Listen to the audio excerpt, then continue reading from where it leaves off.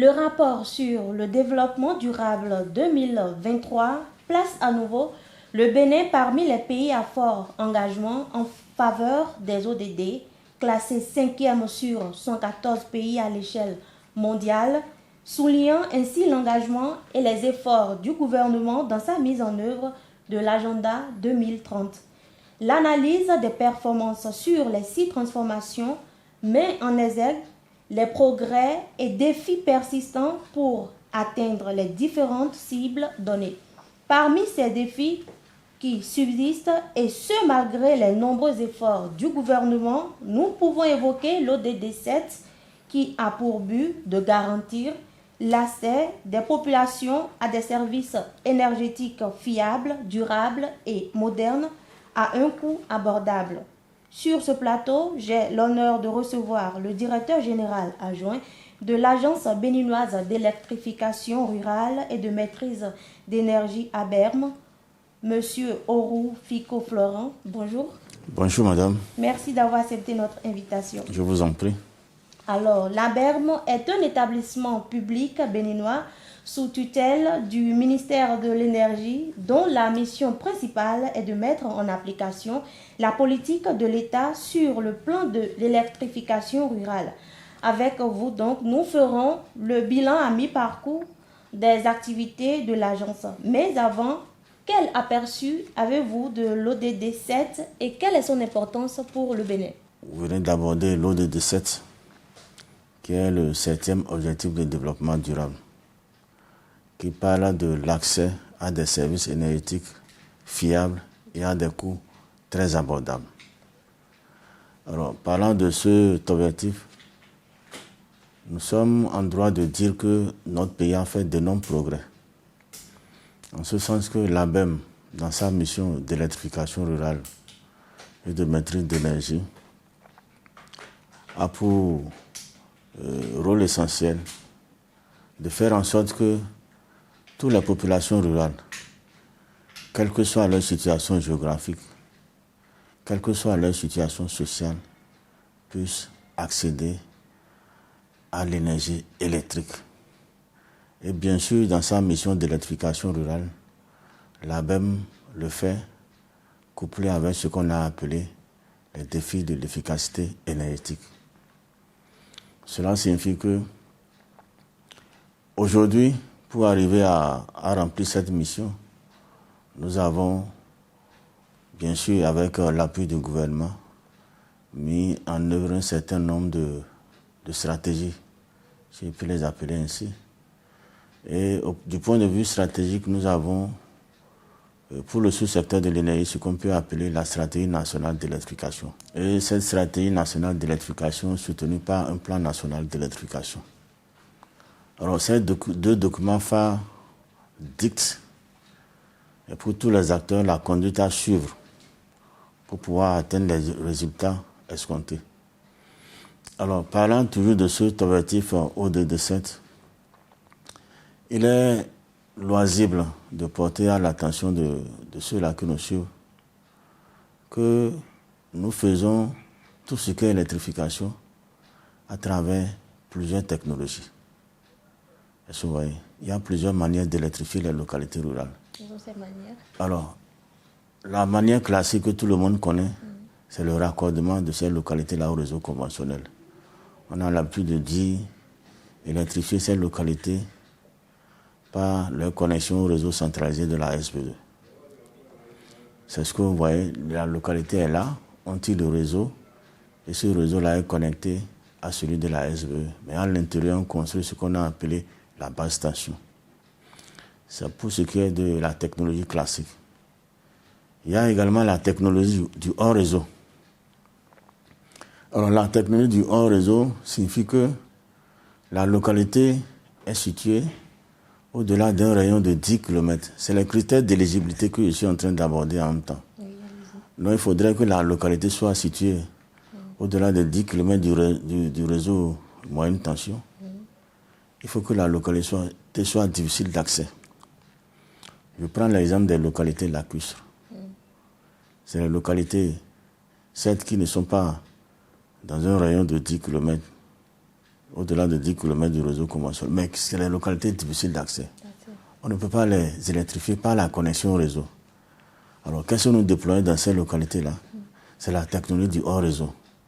Alors, cette technologie du hors-réseau privilégie le déploiement des énergies renouvelables. Donc, cela signifie que nous installons une mini-centrale et cette mini-centrale permet de tirer un réseau basse tension pour pouvoir électrifier ces localités que j'ai appelées les localités éligibles au hors-réseau, qui sont situées au-delà d'un rayon de 10 km du réseau conventionnel. Alors, il y a également ce que nous appelons,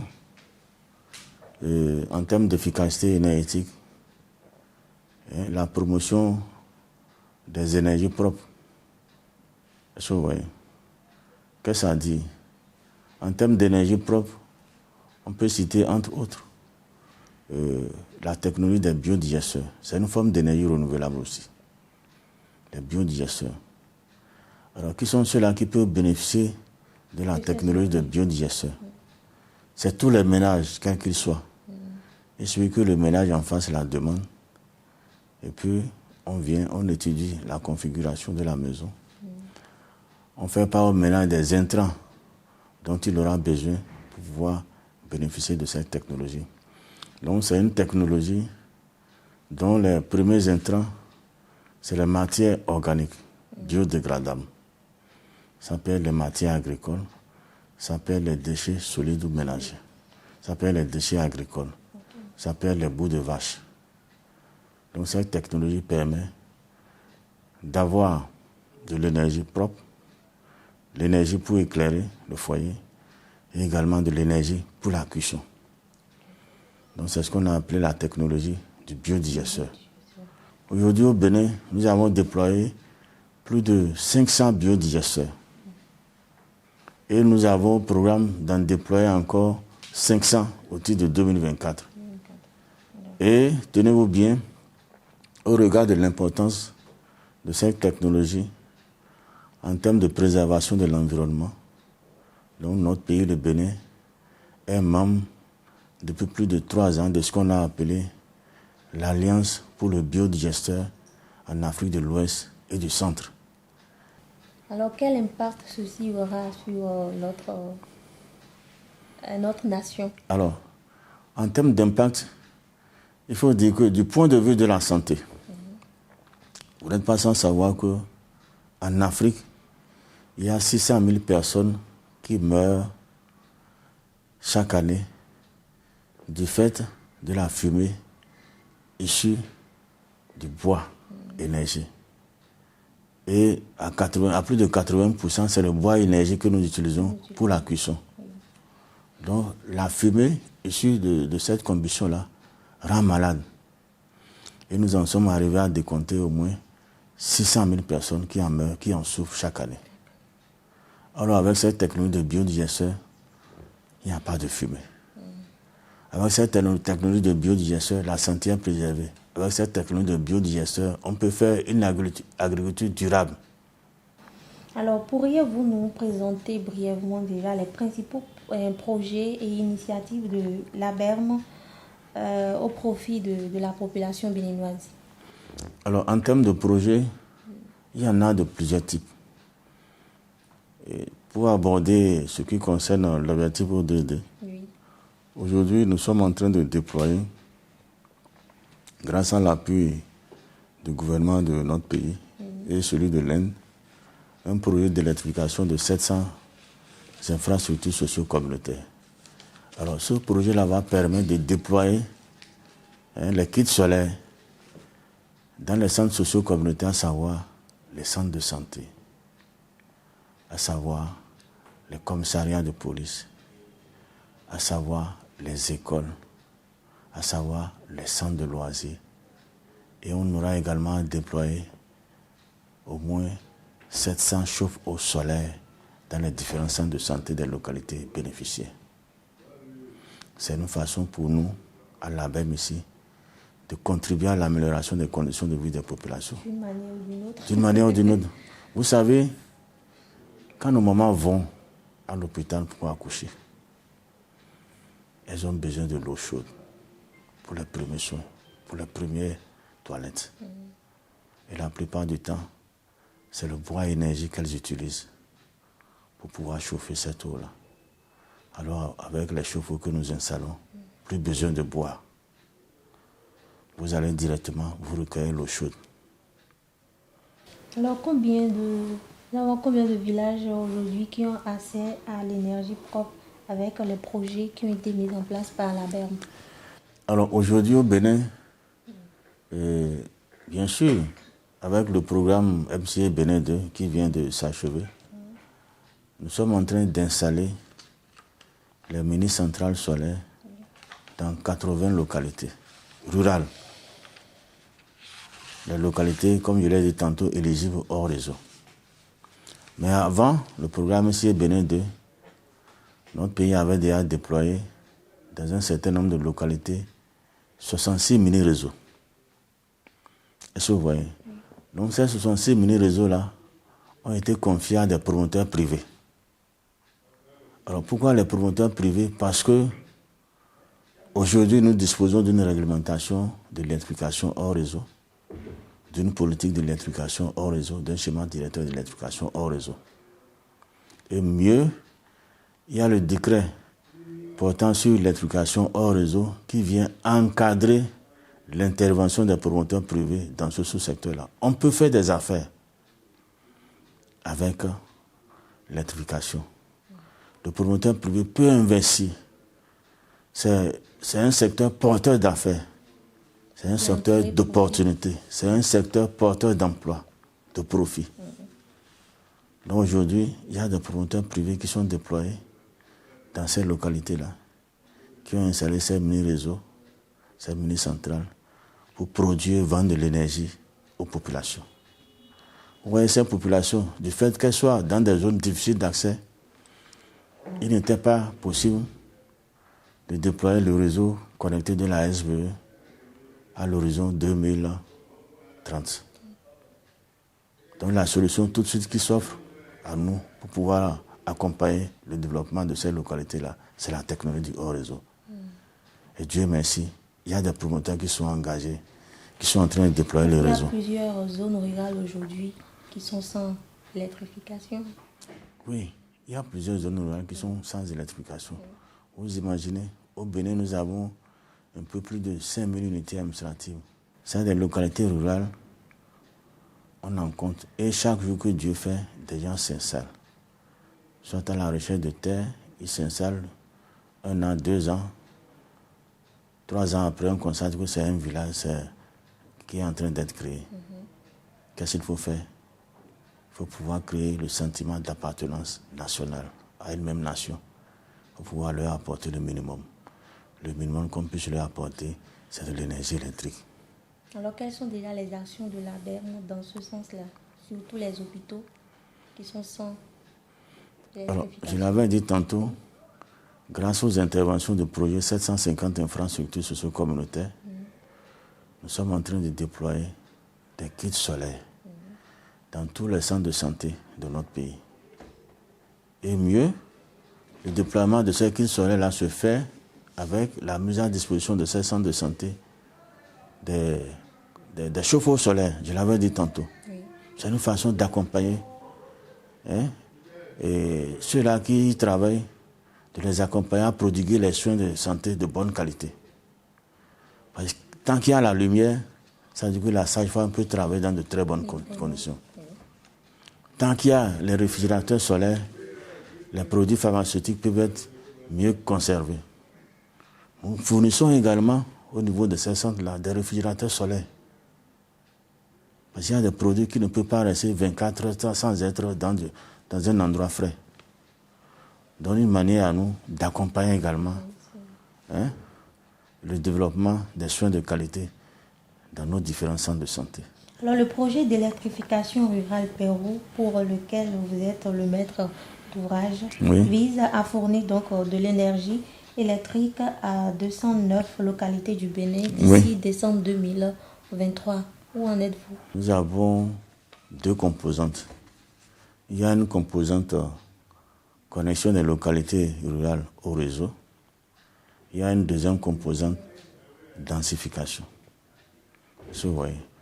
Cela signifie que les localités qui avaient été électrifiées, après quelques années, on sent un besoin de revenir pour corriger un certain nombre de choses en termes d'électrification, en termes d'extension au réseau, parce que les populations se sont installées en temps et elles ont besoin de l'énergie électrique. Nous passons également dans toutes ces localités pour faire la densification. Voilà. Alors pour ce projet, actuellement, ce que je peux vous dire, c'est que nous sommes à la phase de déploiement et d'implantation des poteaux électriques dans toutes ces localités. Il y a également lieu de signaler que certaines des entreprises recrutées dans le cadre de ce projet-là ont déjà commandé le matériel. D'ici à la fin de ce mois, ce matériel serait en train d'être débarqué au port de Cotonou. Alors, avez-vous des données spécifiques sur la réduction des coûts énergétiques pour les communautés rurales grâce à vos actions? Il y a quelques années, il y a 5 ans, ou au-delà même, pour pouvoir bénéficier d'un compteur à la SVE, il fallait payer au moins 200 000. Quel que soit le ménage, c'était 200 000. Et Dieu merci, le gouvernement de notre pays a revu les choses autrement. Ce volet social-là est très important. De 200 000, nous sommes retombés à 20 000 francs. Ça veut dire qu'avec 20 000 francs, vous payez 20 000 francs, vous avez votre compteur. Il y a une réduction vraiment assez conséquente. Assez drastique, assez remarquable. 20 000 francs. Donc c'est le lieu de souligner que les 20 000 francs là sont différents du devis. Vous voyez, c'est différent du devis qu'on vous établit. Mais le prix du compteur, ce n'est plus 20 000 ce n'est plus 200 000, mais c'est 20 000 francs. Selon le rapport de la SDSN sur le développement durable au Bénin, les écarts entre les départements sont significatifs en matière d'accès à l'électricité. Le littoral et la Donga sont les mieux servis avec respectivement environ 89,9% et 65,5% de leur population ayant accès à l'électricité en 2021. Le plateau, par contre, est moins bien doté avec seulement 35,5% de couverture. Comment expliquez-vous ces écarts? Vous voyez, ces écarts peuvent s'expliquer de plusieurs ordres. Il y a plusieurs raisons à ça. Vous voyez, les départements n'ont pas la même superficie. Et les départements n'ont pas la même densité en termes de population. Vous voyez, quand vous prenez par exemple un département comme le département de l'Atakora, qui est beaucoup plus accidenté, où les habitats sont dispersés, où pour aller d'un village à un autre, il te faut parcourir au moins 50 km. C'est le minimum ça, au moins 50 km. Vous voyez, ce n'est pas facile. Mais ce que nous faisons, c'est de déployer le réseau. Quand on déploie déjà le réseau, moyenne tension, d'un village A à un village B, c'est-à-dire que les villages qui sont traversés, ou bien qui se trouvent sous le réseau BT, ou non sous le réseau MT moyenne tension, ont la chance, d'ici à quelques années, d'être pris en compte. Donc les écarts dont vous parlez, c'est des écarts qui sont corrigibles, qu'on peut corriger très facilement.